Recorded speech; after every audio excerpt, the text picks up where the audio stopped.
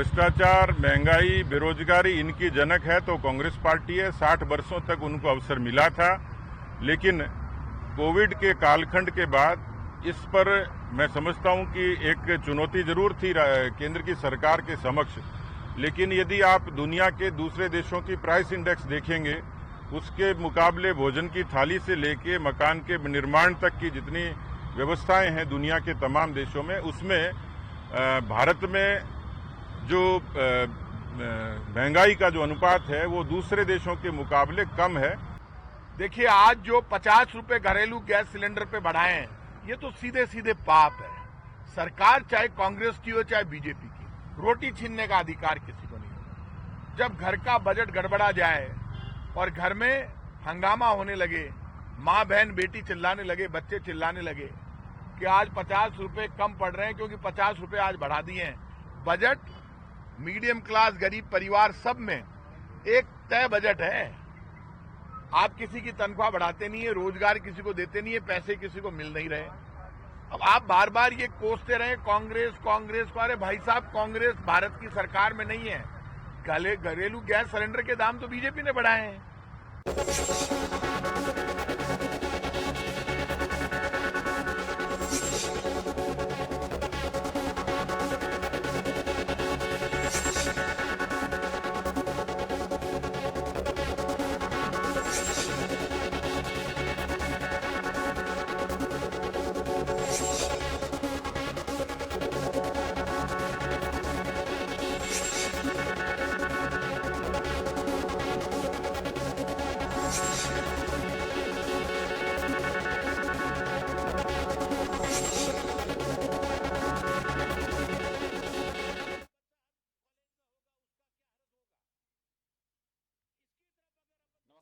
में स्वागत आपका। मैं हूं योगेंद्र, आप देख रहे हैं खास खबर। खास खबर में हम बात करेंगे महंगाई के तड़के की। 1 मार्च और जैसे ही सुबह की शुरुआत हुई, लोगों को 350 रुपए के झटके कॉमर्शियल सिलेंडर और 50 रुपए डोमेस्टिक सिलेंडर की महंगाई के साथ गुड मॉर्निंग हुई। लोगों का कहना है कि पहले ब्याज दरें, इंटरेस्ट रेट होम लोन में, उसके बाद में ये। खैर चलिए, सरकार का अपना दावा है कि विकास के लिए पैसे तो चाहिए। विकास का मॉडल, विकास के लिए पैसे, विपक्ष का हमलावर होना, तमाम चीजों को लेकर के हम चर्चा करेंगे। हमारे साथ सुरेश गर्ग साहब भाजपा से हैं, कांग्रेस से हमारे साथ राजकुमार शर्मा जी हैं, चंद्रमुखी जी आम आदमी पार्टी से हमारे साथ हैं। सभी का स्वागत है। सुरेश जी, सिलेंडर की रेट बढ़ना, सरकार निश्चित रूप से इसे जायज ठहरा रही है कि बिल्कुल ठीक है, बढ़ना ही है, तो इसमें कोई बात नहीं है, डेवलपमेंट के लिए है। ये तो लोगों की माली हालत है, उससे लोग बाहर भी निकले हैं, तो क्रय यानी कि खरीदने की शक्ति है, जो मैं समझ पा रहा हूं और जो आपके नेताओं के बयान सुन पा रहा हूं। लेकिन दूसरी तरफ यह भी माना जाता है कि कोविड के बाद जिस तरह की स्थितियां बनी हैं, उससे लोग अभी बाहर नहीं निकल पाए हैं। सिलेंडर सबकी आवश्यकता है, फिर महंगाई की मार। देखिए योगेंद्र जी, निश्चित रूप से आज 50 रुपए प्रति सिलेंडर डोमेस्टिक के अंदर बढ़ा है और 350 रुपए कॉमर्शियल सिलेंडरों के अंदर रेट बढ़ी है। मानते हैं बढ़ी है, लेकिन इसमें ये चीज भी देखना पड़ेगा कि पहले क्या होता था कि सब्सिडी के रूप में जनता को राहत दी जाती थी। क्योंकि आपने देखा होगा यूपीए गवर्नमेंट में 1241 रुपए प्रति सिलेंडर जो है वो घरेलू सिलेंडर जो 1241 रुपए का भी हुआ करता था, जो आज की तारीख में बढ़ने के बावजूद भी आज 1100 रुपए का सिलेंडर जयपुर के अंदर, राजस्थान के अंदर मिलेगा। उन 1241 रुपए का जो सिलेंडर होता था उसमें केंद्र सरकार सब्सिडी देती थी, लेकिन वो सब्सिडी जनता के पास न पहुंच के भ्रष्टाचार में लिप्त होती थी। क्योंकि इनके नेता खुद बोलते थे कि भाई 1 रुपए में से 85 पैसे हम भ्रष्टाचार में खत्म कर देते हैं। तो उसमें एक सब्सिडी में एक बहुत बड़ा भ्रष्टाचार चलता था। उस भ्रष्टाचार को खत्म करने के लिए हमने सब्सिडी बंद की थी, लेकिन अप्रैल 2020 के बाद हमने 147 रुपए प्रति सिलेंडर सब्सिडी दिया करते थे। फिर अप्रैल 2020 में जब कोविड-19 आया, उसके बाद वो सब्सिडी, अब भी हम उज्ज्वला योजना के अंदर उज्ज्वला के जो भी गैस कनेक्शन है उनमें 200 रुपए प्रति सिलेंडर सब्सिडी दे रहे हैं, मानते हैं। लेकिन आज की तारीख में भी पेट्रोलियम कंपनी को 100 रुपए प्रति सिलेंडर का नुकसान हो रहा है।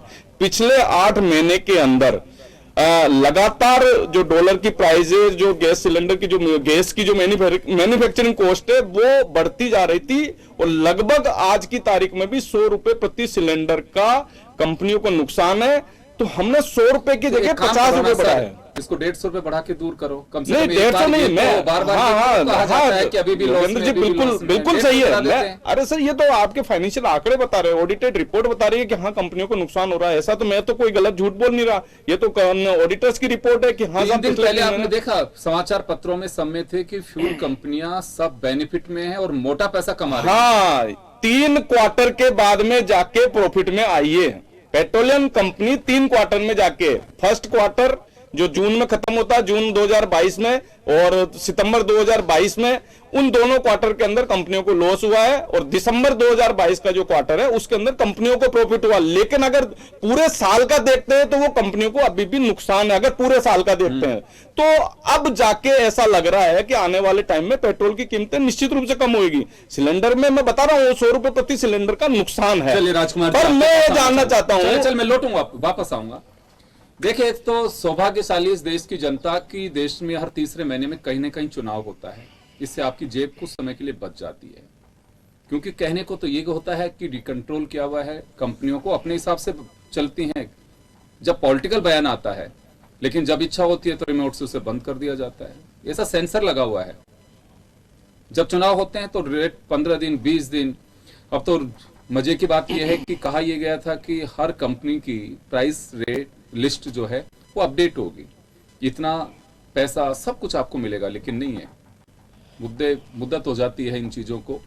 खैर राजकुमार जी आपके पास आना चाहूंगा। महंगाई को लेकर के अभी आपने गर्ग साहब को सुना कि जस्टिफाइड, अभी तो 100 रुपए, अगर वास्तव में पेट्रोल कंपनियों का भविष्य सुखद रखना है तो 100 रुपए की मार आम जनता को और सहन करने की ताकत ईश्वर दे उन्हें और बनी रहे, ताकि डेवलपमेंट चाहिए तो पैसा तो बढ़ेगा।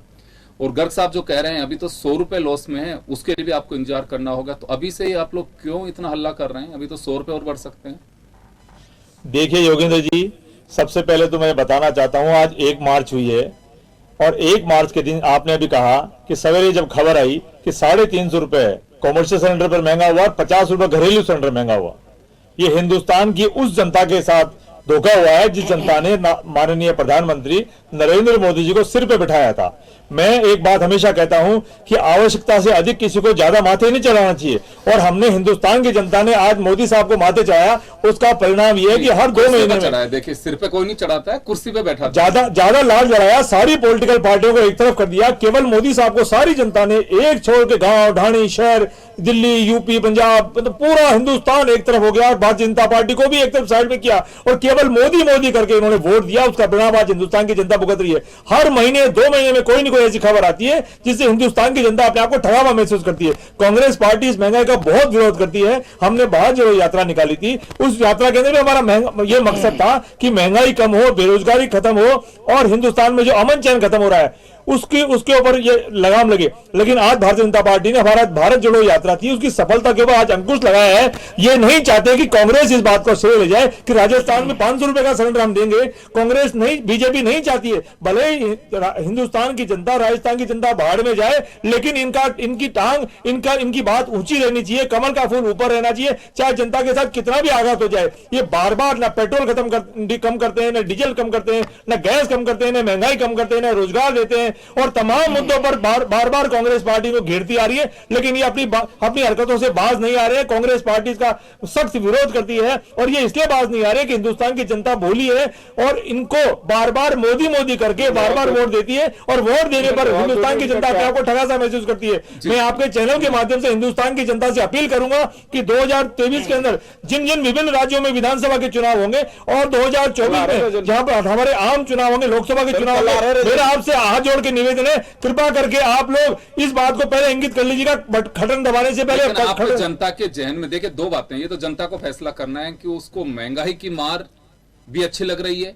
या आप लोगों का विरोध अच्छा लग रहा है, ये तो पब्लिक को तय करना है। अरे सर कहाँ विरोध करते हैं? विरोध क्या करते हैं? भारत जोड़ो यात्रा में कौन सा इन्होंने महंगाई के मुद्दे में विरोध कर लिया इन्होंने? हम तो ये जानना चाहते हैं ना, आओ ना सड़कों पे। गर्ग साहब प्लीज, अभी और भी है, आप ही बोलते रहो, आपको तो जवाब देना है। जी चंद्रमुखी जी आपके पास आना चाहूंगा।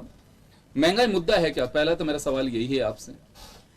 जी, आज की राजनीति को देखते हैं तो जनहित की जो भी आपकी जो जरूरतें हैं, चाहे वो महंगाई हो, चाहे स्वास्थ्य हो, चाहे शिक्षा हो, जनहित की जो जरूरतें हैं वो राजनीति से काफी पीछे भुला दी गई हैं। अभी सिर्फ और सिर्फ जो भी हमारी सरकार का, केंद्र सरकार का तो मेन मोटिव होता है कि एक कंपनी को किस तरीके से फायदा पहुंचाया जाए, चाहे वो आप पेट्रोलियम को ले लीजिएगा या कोई भी दूसरी कंपनीज हैं। आज सबसे पहले जब भी ध्यान रखा जाता है, कल हमारा 3 स्टेट का चुनाव खत्म हुआ, चुनाव खत्म होते ही जो फंड आया था अब वो उनको रिफंड करना है तो वो जनता से ही लेना है।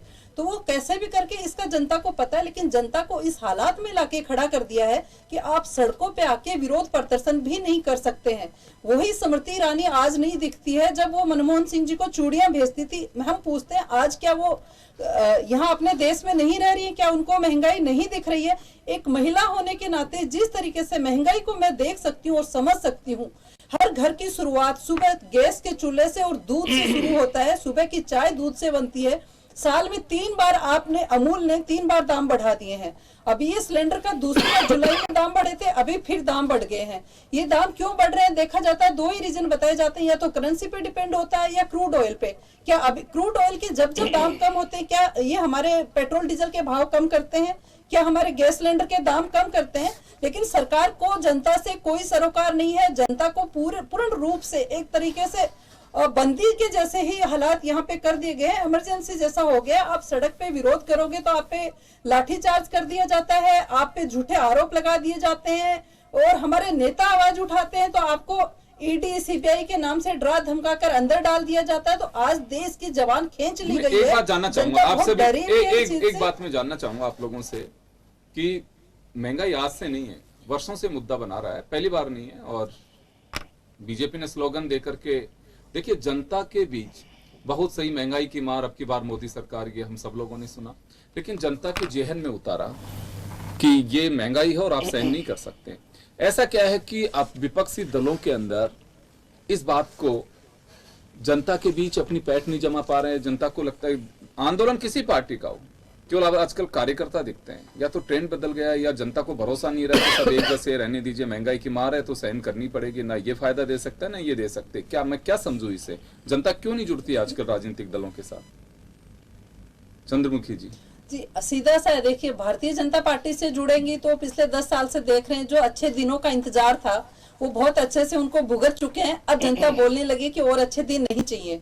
और दूसरा उनके सामने जो ऑप्शन रहता है वो कांग्रेस से जुड़ना। तो कांग्रेस को वोट देके भी जनता को लगता है कि चाहे पहले दे दो या बाद में, जाना अल्टीमेटली घूम फिर के भारतीय जनता पार्टी के पास ही है। तो जनता को अब समझ आ गया कि अब जो राजनीति है वो पूर्ण रूप से बदल गई है। ये जनहित की राजनीति नहीं बची है, ये सिर्फ और सिर्फ कुछ चुनिंदा लोगों की राजनीति और कुछ कंपनियों को, कुछ पूंजीपतियों को फायदा पहुंचाने के लिए जिस तरह की योजनाएं बन रही है, जनता इसी तरह से सहन करती रहेगी राजनीतिक दलों से।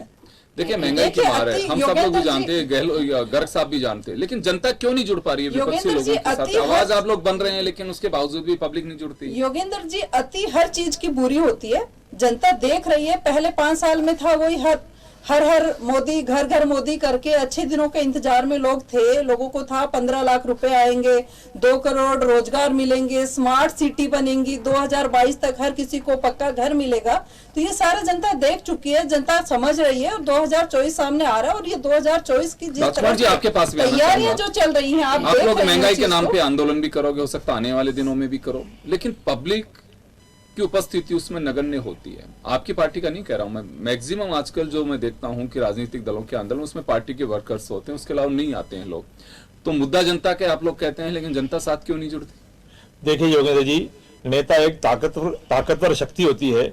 आजकल तो ईडी, सीबीआई, इनकम टैक्स से जब नेता ही डरने लग गए तो जनता तो बेचारी आम है, और आम जनता डरती है। अगर मैं इस आंदोलन में शामिल हो गया तो मैं टीचर हूं, मैं कहीं सरकारी नौकरी करता हूं, कहीं मैं बड़ा बिजनेस करता हूं, कहीं मेरे घर से सीबीआई नहीं आ जाए, व्यापारी भी शामिल है, व्यापारी जुड़ गया, कहीं आम आदमी जुड़ गया, कोई नौकरी सीबीआई नहीं आ जाए। आज हिंदुस्तान की जनता में कितना डर हो चुका है, आप लगातार देख रहे हैं। ये जितनी भी एजेंसियां हैं इनका दुरुपयोग पहले कभी नहीं होता था, लेकिन अब तो इतना ज्यादा डर हो गया है। मैं पहले भी कह चुका हूं, आज फिर दोबारा कह रहा हूं कि जिस स्टेट में चुनाव होते हैं हम लोग वहां जाते हैं, तैयारियां करते हैं, चुनाव कैसे लड़ना है, क्या क्या बूथ कमेटियां बनी, कहां कार्यालय बनेंगे। भारतीय जनता पार्टी पहले ईडी सीबीआई इनकम टैक्स को तैयार करती है कि जाओ उस स्टेट में चुनाव है और वहां लिस्टें बनाओ, वहां अंदर बाहर का सिलसिला चालू करो। तो ये जब सिलसिला जब अधिकारियों पर पॉलिटिकल पार्टियों पर होने लग गया है तो आम जनता तो परेशान है। और कांग्रेस पार्टी आम जनता हमेशा साथ रही है, हमेशा महंगाई का विरोध करती आई थी, विरोध करती रहेगी। और जब तक राजस्थान की जनता के लिए कांग्रेस पार्टी, हिंदुस्तान की जनता के लिए कांग्रेस पार्टी कभी बैठने वाली नहीं है। अशोक गहलोत जी के ईडी में राजस्थान के अंदर बता दीजिए, कल भी होता रहेगा। आपके करोड़ों रुपए निकल के क्यों आते हैं ये तो बता दो। आप जब भी जहां भी छापा डाला है बता दीजिए, अगर पैसे नहीं निकलते हैं तो करोड़ों रुपए निकल के आते हैं। करोड़ों रुपया तो आप जब गिरफ्तार करते हैं तो माननीय गैर साहब मैं आपको बताना चाहता हूं, छापे पड़ रहे हैं केवल आप पार्टी और कांग्रेस पार्टी में पड़ रहे हैं। भारतीय जनता पार्टी के सारे नेता, सारे व्यापारी, सारे साहूकार हैं, सारे साहूकार हैं ये लोग। भारतीय जनता पार्टी के करोड़ों सारे के सारे भारतीय जनता पार्टी के कार्यकर्ता, नेता साहूकार है, 50 साहूकार है। आप पार्टी के अन्य जगहों की पार्टी है, और अगर कांग्रेस पार्टी का कार्यकर्ता और आम पार्टी का कार्यकर्ता भारतीय जनता पार्टी ज्वाइन कर लेगा तो वो साहूकार हो जाएगा, उसके छापे पड़ना बंद हो जाएंगे। पब्लिक के समझ में बैठना चाहिए कि बोल कौन रहा है। जी कुछ कहना चाह रही हैं आप? देखिए पहली बात तो मैं आपको जो बताना चाहती हूँ, आपने बताया करोड़ों रुपए निकल के आ रहे हैं। आपकी सीबीआई ने कितने छापे मारे हैं, कितनी बार मारे हैं? मनीष सिसोदिया जी के पास आज तक कितने रुपए निकल के आए? क्या आपकी पार्टी में कोई भी एक ऐसा आप बता सकते हैं कि इतना रुपया यहाँ से पकड़ने सामने आया? एक पूरी दुनिया में जिस आदमी ने एक शिक्षा मॉडल आपको पेश किया, पूरी दुनिया में शिक्षा के नाम पे आप भारत को एक जो पहचान दिलाई, उस आदमी को आपने सलाखों के पीछे डाल दिया। स्वास्थ्य का मॉडल, हमारी महंगाई जो है एक आम जन को 5 मुख्य मुद्दे हैं जिस तरीके से प्रभावित करती है। पहला होता है हर किसी को स्वास्थ्य को लेकर, आप हॉस्पिटल जाते हैं, छोटी सी आपको कोई बीमारी होगी, 4-5 हजार का आपका बिल बनता, पूरे महीने का बजट गड़बड़ हो जाता है। आप बड़े बड़े पूंजीपतियों को, धना सेठों को फर्क नहीं पड़ता, लेकिन जो आम जनता है, गरीब लोग जिस तरह से 20-25 हजार रुपए महीने की तनख्वाह लेते हैं, वो कैसे कैसे अपना महीना पूरा करते हैं। यदि एक महीने में उनको छोटी सी बीमारी हो गई, अब यहाँ पे जैसे नाम दिया जाता है चिरंजीवी योजना का, चिरंजीवी योजना के नाम पे क्यों टैक्स का पैसा लुटाया जा रहा है? उसी पैसे से क्यों नहीं आप मोहल्ला क्लिनिक बना देते हैं? जनता क्लिनिक बनाए गए थे, नाम का था, कॉपी किया, अच्छी बात है, अच्छी चीजों को कॉपी करना चाहिए, आपको नहीं आता वहां से सीखना चाहिए, पूरा सहयोग मिलेगा। लेकिन पूरे देश में ये स्वास्थ्य और शिक्षा का मॉडल आपके सामने जो दुनिया में नाम कमा चुका है, उस मॉडल को पूरे देश में क्यों नहीं अपनाया जाता? जनता इस चीज को समझ चुकी है, जनता ने दिल्ली में इस चीज को सपोर्ट किया है, पंजाब में किया है, गुजरात के लोगों ने इसको समझा है। लेकिन हमारी केंद्र सरकार को उसी चीज का डर सताने लगा कि यदि लोगों को स्वास्थ्य और शिक्षा मिलने लग गया तो लोगों की जरूरतें तो पूरी हो जाएंगी, फिर घर घर मोदी तो नहीं पहुंच पाएगा ना। तो बिना किसी कारण के झूठे आरोप लगा के आप जो दुनिया भाषण को लोगों को आपका समय ज्यादा नहीं है, आपका भाषण भी सुन लेते हैं। तो आप सुन लीजिए। इन्होंने कहा कि हमारे सिसोदिया जी को अंदर किया है। पहली बात तो एक मैं निवेदन करना चाहूंगा आप सभी से, आप इसका तो उत्तर दे दो क्योंकि आरोप लगे महंगाई से हम भटक रहे हैं। हाँ महंगाई का, हाँ तो पहले महंगाई के मुद्दे पे आ जाते हैं। नहीं आप जवाब दे दीजिए एक बार। हाँ, में पहले देखो मैं महंगाई के मुद्दे पे भी बात करता हूँ, आम आदमी पार्टी के मुद्दे पे भी बात करता हूँ, कांग्रेस के मुद्दे में। पहले तो महंगाई के मुद्दे पे मैं बात करना चाहता हूँ। निश्चित रूप से 50 रुपए प्रति सिलेंडर बढ़ा है। हमने उस सब्सिडी को बंद करके 2,26,000 करोड़ रुपए किसानों के खाते में ट्रांसफर किए हैं। हमने 1,60,000 करोड़ रुपए जनधन खाते के अंदर 48 करोड़ के जनधन खाते में। अरे सुनिए मैडम सुनिए, आपके आदमी अभी अंदर जा रहे हैं और भी नंबर आ रहा है अभी अंदर जाने का, आप चिंता मत करिए, सुनिए आप। 1,60,000 करोड़ रुपए आज जनधन अकाउंट के अंदर, 48 करोड़ जनधन अकाउंट है जिन्होंने कभी बैंक को भी देखा नहीं होगा, उनके अकाउंट के अंदर 1,60,000 करोड़ रुपए जमा है। उज्ज्वला योजना के अंदर हमने 10 करोड़ कनेक्शन नए सिलेंडर वितरित किए हैं। हर जल जीवन मिशन के अंदर, अरे मैडम 3 करोड़ जल जीवन मिशन के अंदर 3 करोड़ ये मात्र पिछले सिलेंडर बंटवा दिया आपने, लेकिन सिलेंडर भरवाने की हाँ दे रहे ना, सब्सिडी है, कैपेसिटी है, हाँ रोजगार दे रहे ना। आज 28 करोड़ 57 लाख पीएफ अकाउंट है, आपको पता है 2014 के पहले जो 2014 के पहले, अरे मैडम आप एक चीज बताओ, एक सवाल मेरे सुने, जो राज्य आपके पास है, पंजाब आपने देख लिया कि कैसे खालिस्तानियों को समर्थन करते हो आप, ये तो पंजाब में दिखाई दिया आपको। और दिल्ली की बात कर रहे हो, दिल्ली में आपके सत्येंद्र जैन तो 9 महीने से जेल में है ना। सत्येंद्र जैन तो आपको सुप्रीम कोर्ट गए थे ना, आपको सुप्रीम कोर्ट गए ना। ये आप पंजाब के अंदर तो वो हालत कर दिए, आपने पंजाब में सोचने के मजबूर कर दिया। आप सोचो इस चीज को। और जो सत्येंद्र जैन को 9 महीने से आपने क्यों नहीं रेजिग्नेशन लिया, अब कैसे आपने सत्येंद्र जैन से रेजिग्नेशन लिया? आप बताइए आज सत्येंद्र जैन 9 महीने से क्यों आपने रेजिग्नेशन लिया? आज मनीष सिसोदिया ने 154 करोड़ रुपए खाए हैं, निकाये, अगर निकाये तो सुप्रीम कोर्ट जमानत दे देती, सुप्रीम कोर्ट जमानत दे देती।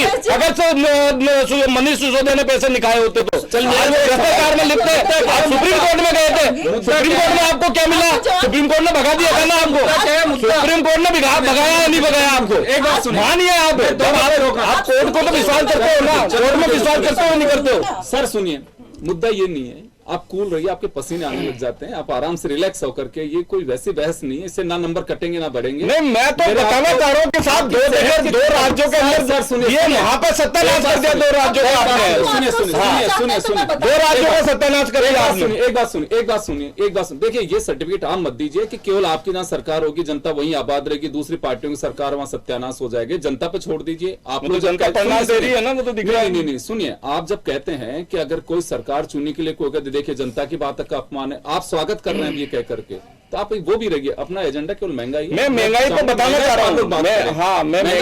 बिल्कुल तो पब्लिक सोचेगी ना पूछने वाले के पास कुछ है, ना जवाब देने वाले के पास में कुछ है। योगेंद्र जी, मैं यही कह रहा हूँ महंगाई के मुद्दे पे। मुझे ये बताइए, 2014 के पहले 90,000 रुपए पर व्यक्ति की इनकम थी, आज वो डबल होकर 1,97,000 रुपए प्रति व्यक्ति इनकम हो गई है। 1241 रुपए में सिलेंडर बिकता था 2014 के पहले, आज वो 1106 रुपए का सिलेंडर हुआ है। लेकिन 1241 रुपए में 600 रुपए की सब्सिडी देते थे, जिसको करोड़ों रुपए भ्रष्टाचार में टका जाते थे।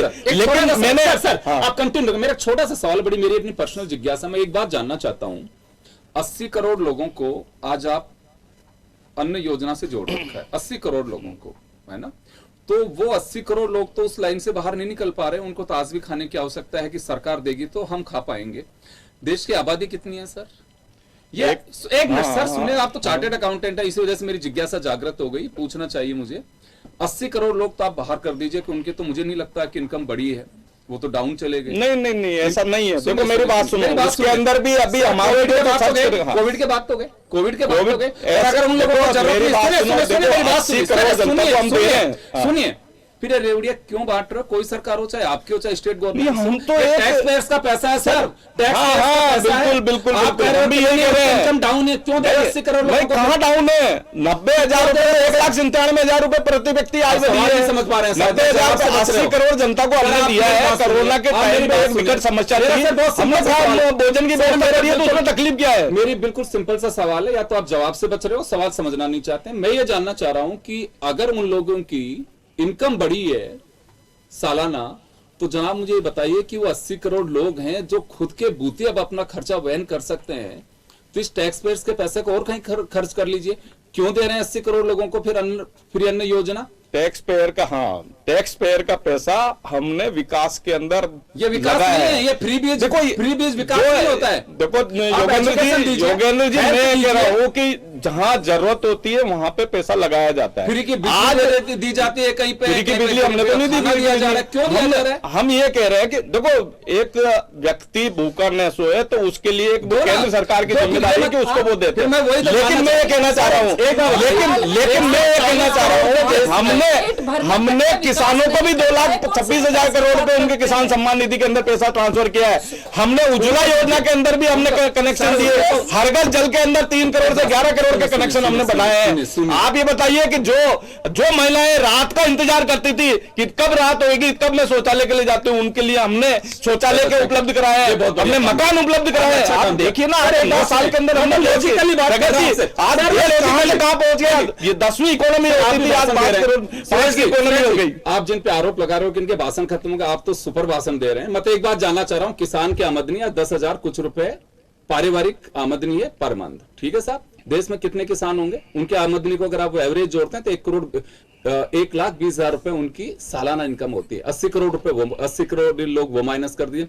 मैं तो ये नहीं समझ पा रहा हूं आप किसकी एवरेज इनकम को किससे जोड़ करके बता रहे हो कि हम हिंदुस्तानी की इनकम ये है। आप मुझे ये बता सकते हैं किसान की एवरेज इनकम भी अगर आप देखिए, गवर्नमेंट के आंकड़े हैं ये तो, जो पार्लियामेंट में भी बोला आप, 80 करोड़ लोग वो जिनको हम नहीं कह सकते कि उनकी आमदनी 1,97,000 रुपए होगी, उनको भी नहीं मान सकते आप। देखिए योगेंद्र जी, मैं कह रहा हूं कि 80 करोड़ लोगों को दे रहे हैं।